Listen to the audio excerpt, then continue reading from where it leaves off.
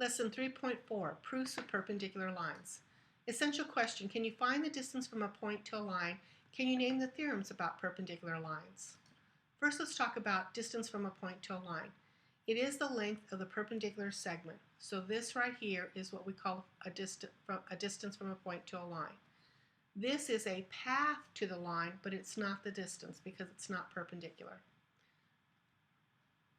All right, let's go ahead and find the distance. Notice that we want to go from point A to this line right here, and the shortest path will be this one right here.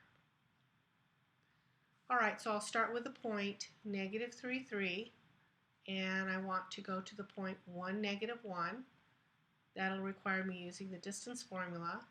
-3 take away 1 quantity squared plus 3 take away -1 quantity squared. That will be 16 plus 16, which is root 32. If you put that in your calculator, that's about 5.7. If you want to put it in simpler form, root 32 is 16 times 2, or 4 root 2 would be the simplified form. All right, I'd like you to try that. Stop the screencast and then resume when you have the answer. Okay, here's the answer. It's around root 50, which if you want to simplify it will be 5 root 2, and the decimal is about 7.1. Okay, here are the three theorems concerning perpendicular.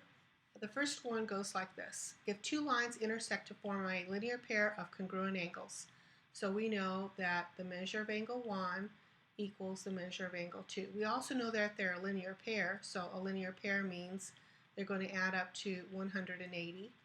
And since they're both the same, I'm going to substitute, and I'm going to write measure of angle 1 plus measure of angle 1 equals 180. That means two of these angle 1's equal 180. Divide both sides by 2, and I get angle 1 to be 90. Once I establish that angle 1 is 90, then I know that G is perpendicular to H. Now the next one talks about in a plane, if a transversal, so this line, is perpendicular to one of the two parallel lines, it is perpendicular to the other. And in a few minutes, I'm going to go through a formal proof of this. Let's take a look at the next one. In a plane, if two lines are perpendicular to the same line, so these two lines are perpendicular to the same one. Perpendicular means that they will both be 90 degrees. And if they're both 90 degrees, then we have corresponding angles congruent. So if corresponding angles are congruent, then we know the two lines are parallel. Okay, let's go to the theorem that I promised you that we were going to prove. We have one perpendicular to one of the parallel lines, and we want to prove perpendicular to the other parallel line. All right, first, since we have perpendicular lines, we know we have a right angle, so that's definition of perpendicular. Now, since we have these parallel lines, we know that angle 2 is congruent to angle 6 because if, I'm using this, if two lines are parallel, then corresponding angles are congruent. Now, I'm going from congruence to equality. That's definition of congruent angles. And now I'm going to take angle 2 out and replace it with 90, and that's called substitution. And once I've established that angle 6 is 90, I know I have some perpendicular lines, definition of perpendicular. All right, let's take a look at a picture where we really have to take a look at the theorems and make some decisions here. We want to look for perpendicular, and we're going to see that with the symbol. So it says AC is perpendicular to CD, so I know I have this perpendicular here. AC, CD, yes, that right angle means I have perpendicular. AC, CD, this one is perpendicular. AC, CD, I don't have the right angle, but I can see from this picture this is a square. And in a square, I know I have 4 right angles. So I'm going to say yes, I do know I have perpendicular. Even though I don't have this symbol there, I know by looking at it, that's what squares do. And then I have AC perpendicular to CD. So we know that all 5 of these have the perpendicular property here.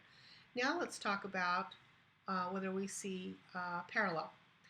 Okay, I can see that CD is a line where two lines are perpendicular to the same line.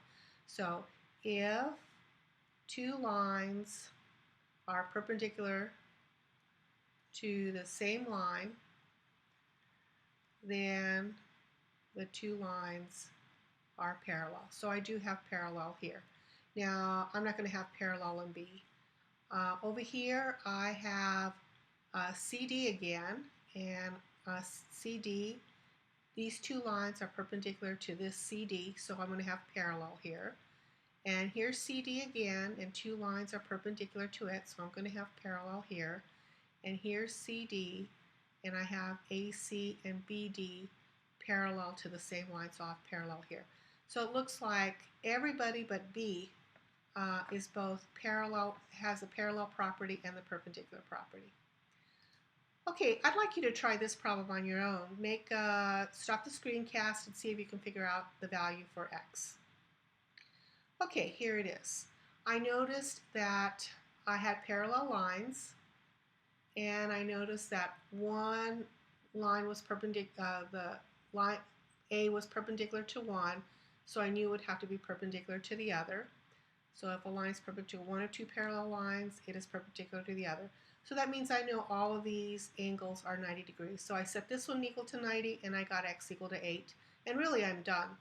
But if you had chosen this other angle and set it equal to 90, you would have got 8 as well. Okay, let's take a look at this layout here and see if we can determine which, if any, must be parallel in the diagram. Well, I see right here, let me see if I can get my red here.